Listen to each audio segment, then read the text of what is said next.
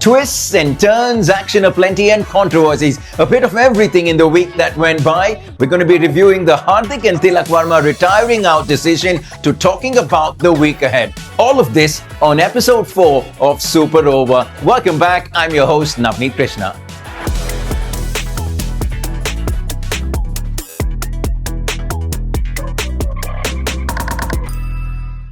There are no normal days in the IPL and we're used to that now. But Friday evening produced something that raised even our eyebrows for IPL standards. We're obviously talking about MI versus LSG. Hardik Pandya and Tilak Varma batting in the centre with MI needing 24 of 7 deliveries. And what do they do next? Tilak Varma retired out and in come Mitch Santner. Yes, Tilak Varma did not have the best day with the bat in hand, but did they really think that Mitch Santner would be a better bet? Hardik Pandya certainly didn't think so. He refused a single in the final over to retain strike. And truth be told, it was a decision that raised some eyebrows and brought out some confused faces, even in the MI dugout. Hardik's 28 of 16 deliveries with the bat and a fifer with the ball would generally have him on the right side of the result. But on Friday evening, he had some tough questions to answer after the game. And even his counterpart for the Lucknow Super Giants hasn't had the best start to the IPL, has he? 19 runs in 32 deliveries in 4 innings hardly screams Rishabh Pant. Is it the weight of the 27 crore price tag or is it the weight of captaincy? One thing's for sure, LSG have won 2 out of 4 games without the captain firing, and so they've sort of given Rishabh Pant a bit of breathing room to find his touch back in the remaining 10 fixtures. And when it comes to the 22 yards, the Lucknow Super Giants haven't been a happy team, have they? Their mentor, Zaheer Rahane, has been pretty vocal about the pitch for their first home game. He even went out to the extent to call out the curator for creating a surface that better suited the Punjab Kings. And this isn't the first time we're hearing this season, are we? It was just a few days ago when Ajinkya Rahane expressed his dissatisfaction over the pitch at the Eden Gardens for Kolkata's home game. Are we entering a no-fortress era in the IPL? Is home advantage not really an advantage anymore? Well, at least one fortress that has fallen is that of the Chennai Super Kings. 15 years since DC had beaten Chennai in Chennai, 17 years since RCB had breached the Chepauk in Chennai, and both of them happening in a span of 10 days. Certainly not the start that the Chennai Super Kings were hoping for.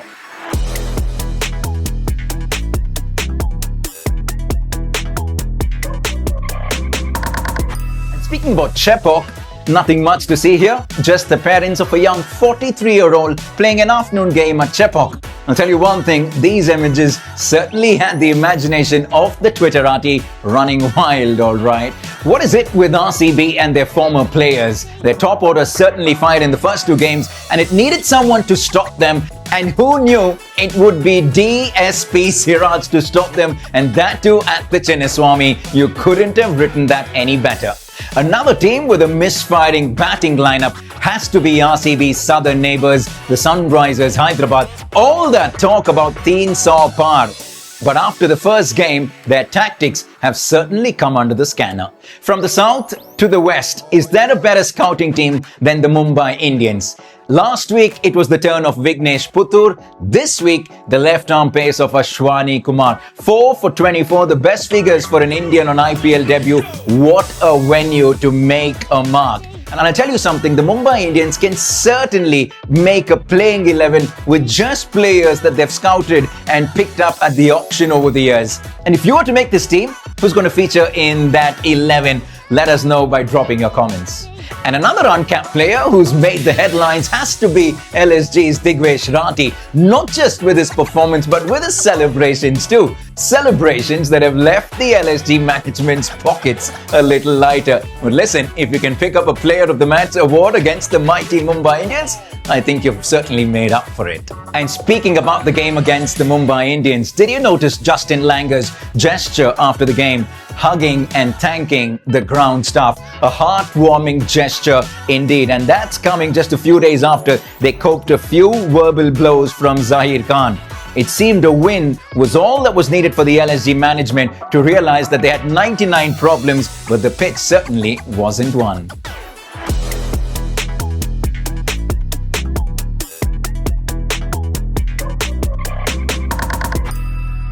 Quite a week that's gone by in the IPL and quite a week lined up as well. We start the week off with a biggie, the Mumbai Indians at home against the Royal Challengers Bengaluru. And our pick for this game has to be Surya Kumar Yadav. He's been in fine touch this season, averaging 57 at a strike rate of 161. He's been the lone shining warrior amidst a misfiring MI batting lineup.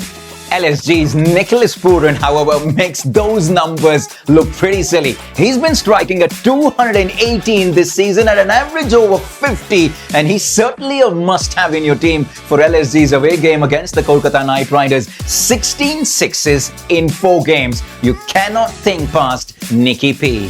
200 plus strike rate almost seems to be the demand of the league, isn't it? And one person who's keeping up with the trend has to be Punjab Kings skipper Shreyas Iyer. 159 runs in just 3 games. He's only been dismissed once. Have him in your team for sure for Punjab's home game against the Chennai Super Kings. But if there's one batter from the Gujarat Titans who reminds you that the IPL is not all about power, there's place for class as well, it has to be Sai Sudarshan. 186 runs in just 3 innings with a strike rate of over 150 in Gujarat Titans' home game against the Rajasthan Royals. Sai Su is a must-have. And if there's one bowler who hasn't made life easy for batters in the power play, it has to be the experienced Aussie Mitch Starc. 9 wickets this season, averaging less than 12 runs per wicket. And if you have to put all your eggs in one basket for a game at the Chinnaswamy against RCB, you might want to put it on Mitch Starc, the Aussie pacer. And there's only one bowler who's ahead of Mitch Starc when it comes to the race for the purple cap, and that is Noor Ahmed playing for CSK. 10 wickets so far in the 4 games, and when they play host to the Kolkata Knight Riders at a slow and low wicket at the Chepauk Stadium, Noor Ahmed might be a handful. He might just be your best bet. From the south of India, let's move to the north. Lucknow, the Ekana Stadium, LSG versus the Gujarat Titans. And the surprise package for LSG at the top has to be the Bison, the big-hitting Australian Mitch Marsh. 184 runs in the 4 games so far, 350 plus scores. He's not a bad option, isn't he? He certainly is hitting it big for LSG. Having Aussies at the top of the order is always a good decision. Our next pick, Travis Head. Despite the struggles of the SRH batting lineup, Head has raked up 140 runs at a ridiculous strike rate of 190. Leave him out of your fantasy team at your own risk. Head at home against the Punjab Kings could be a massive decision. How about we look at someone who can make an impact with the bat and with the ball? Rajasthan Royals home game at the Savai Mansingh Stadium when they play host to RCB, and we think Liam Livingstone could be the game changer. Great touch with the bat, fresh off a 50 against the Gujarat Titans, and he's picking up wickets with the ball as well with his offies and his leggies. He's a man who can contribute in every aspect. Liam Livingstone is our pick. And finally, another all-rounder to end our picks for the upcoming week. MI's captain, Hardik Pandya.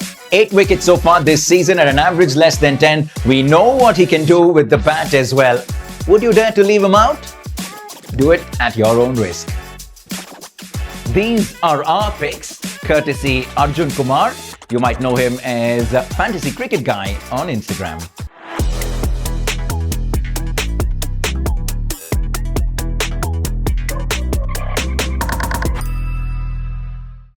So what's coming up in the week ahead? We kickstart with a biggie. Mumbai Indians at the Wankhede against the Royal Challengers Bengaluru. The people at the Wankhede in recent times haven't had much to cheer, have they? I'll take you back to another instance where it was similar. 2015, the people at the Wankhede went into absolute silence when they got to witness a rampant AB de Villiers. That silence soon turned into cheers, applause, and a standing ovation as they got to witness a genius in action.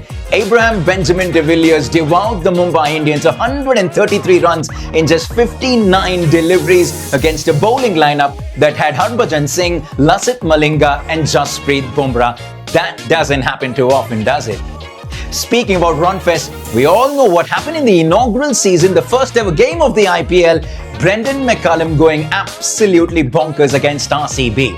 But how many of you know that it was in the second game of the IPL, the very next game after Brendan McCullum went bonkers, that the Chennai Super Kings recorded the highest ever team score in the inaugural season?